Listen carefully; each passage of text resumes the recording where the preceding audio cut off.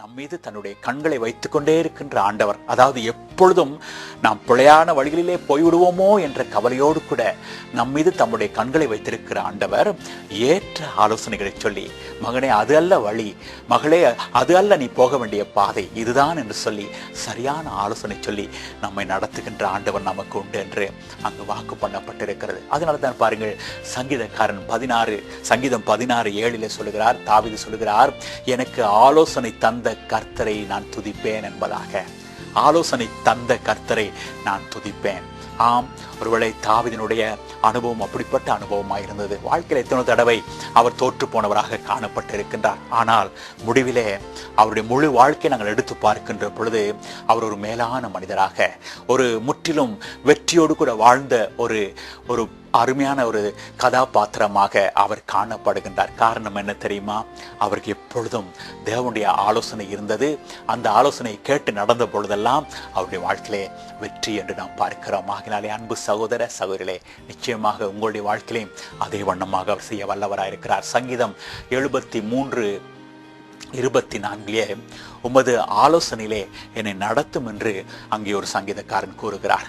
அதாவது உம்முடைய ஆலோசனையிலே என்னை நடத்தும் என்று அவர் தன்னை முற்றிலுமாக ஆண்டவருடைய ஆலோசனைக்கு அங்கே ஒப்பு கொடுப்பதை நாம் பார்க்கிறோம். காரணம் என்ன தெரியுமா?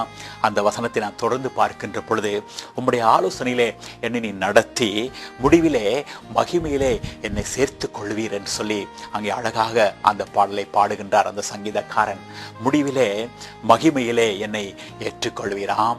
நிச்சயமாக நம்முடைய வாழ்க்கையின் முடிவிலே நாம் சிறப்பான ஒரு மகிமையான வாழ்க்கையை வாழ்ந்திருக்க வேண்டும் என்று சொன்னால் நம்முடைய ஆண்டவருடைய ஆலோசனை நமக்கு எப்பொழுதும் தேவைப்படுகின்றது என்று நாம் பார்க்கிறோம். ஆகையாலே அன்பு சகோதர சகோதரிகளே, அவர்கள் இன்று கூட ஐயோ ஏற்ற ஆலோசனையை தந்து என்னை யார் சரியான பாதையில் நடத்துவார் என்று சொல்லி ஒருவேளை கவலையோடு கூட காணப்படுகின்றீர்களா? ஆண்டவர் கூறுகின்றார், ஆண்டவர் இயேசு கூறுகின்றார், என்னுடைய நாமத்தினாலே நீங்கள் எதை கேட்டாலும் நான் தருவேன், ஏனென்றால் என்னுடைய நாமம் ஆலோசனை கர்த்தா என்பதாகும். ஆகவே ஏற்ற ஆலோசனைகளுக்காக நீ என்னிடம் வரலாம் மகனே மகளே என்று நம்மை அவர் அழைக்கிறார். ஆகவே அவரிடம் சென்று அவருடைய நாமத்திலே நாம் ஆலோசனை கேட்டு நிற்போமா? நிச்சயமாக நாம் தோற்று போக மாட்டோம். அவருடைய ஆலோசனைகள் எம்மை வெற்றியின் பாதையிலே மட்டுமே நடத்தும். ஆகவே அந்த நம்பிக்கையோடு கூட அவரிடம் வருவோமா? ஒரு பாடலை கேட்ட பின்னர் நான் ஜெபிக்க போகின்றேன். அந்த நேரத்திலே நீங்கள் என்னோடு கூட இணைந்து கொள்ளும்படியாக உங்களை அன்போடு அழைக்கிறேன்.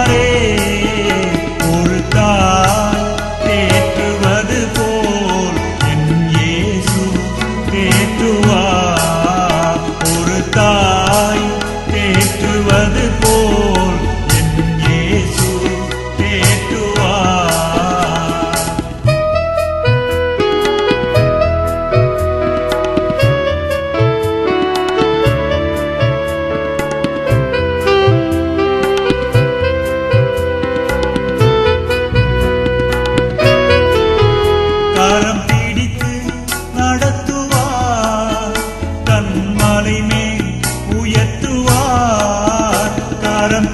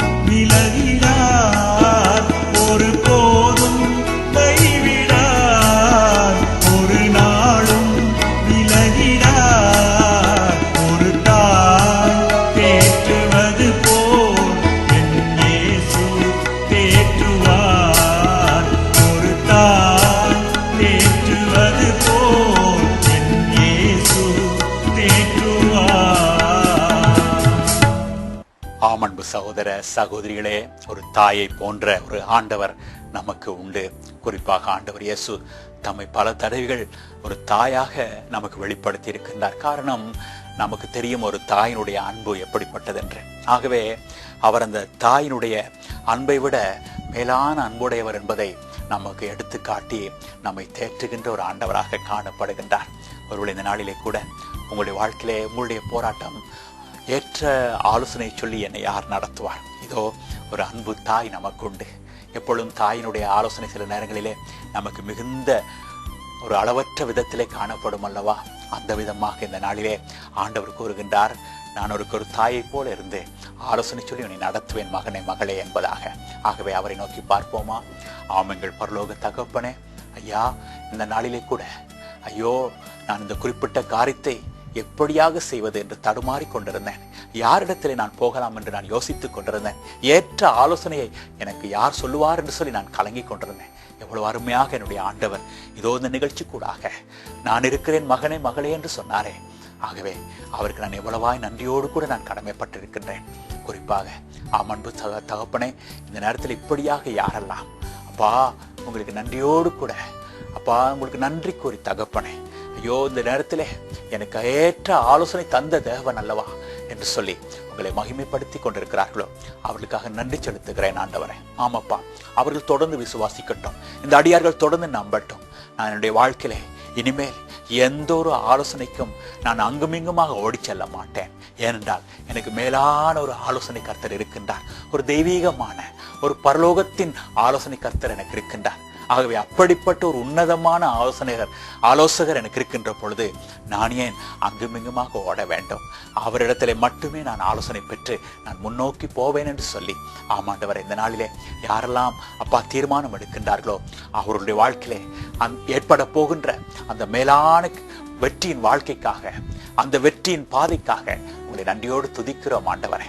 பரம தகப்பனே, இந்த நாளிலே கூட யாரெல்லாம் ஏற்ற ஆலோசனைக்காக கலங்கி கொண்டிருந்தார்களோ அவருடைய வாழ்க்கையிலே நீங்கள் போதுமானவராய் இருந்து அவர்களை பலப்படுத்துகின்ற தயவுக்காய் நான் நன்றி கூறுகின்றேன் தகப்பனே. ஆமாப்பா, அவள் உற்சாகம் அடையட்டும். அதாவது உங்களிடத்திலிருந்து வருகின்ற ஆலோசனை எப்பொழுதும் உன்னதமானதும் மேலானதுமாகவே இருக்கும் என்று சொல்லி அவள் விசுவாசிக்கட்டும் ஆண்டவரே.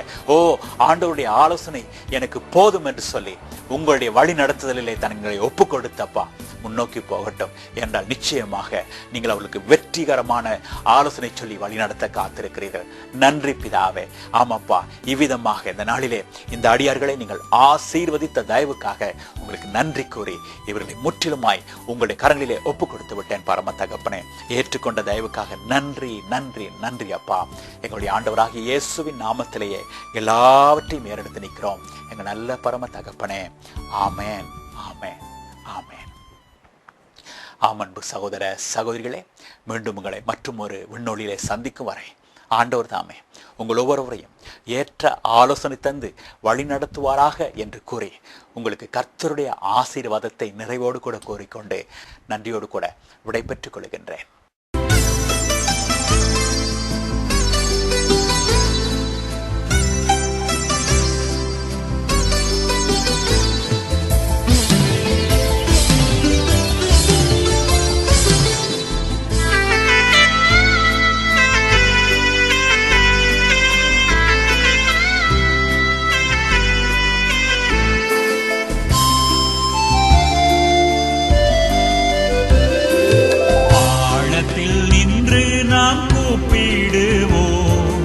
ஆதாரமாய் வந்து தப்புவிப்பார். கப்பலின் பின்னணி நித்திரை செய்தாலும் கர்த்தர் நம்மோடுண்டு கவலையே.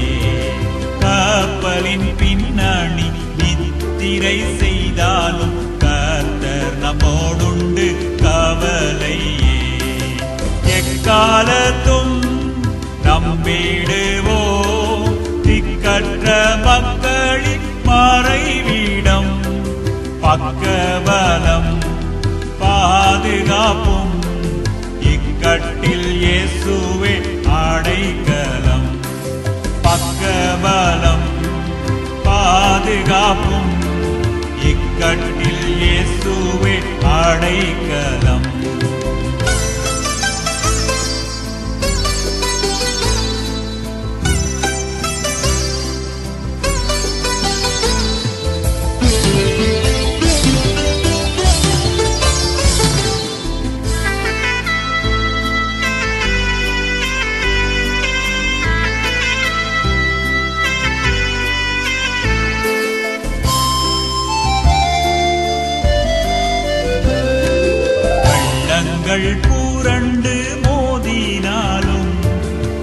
உள்ளத்தின் நூறுதி அசையாதே.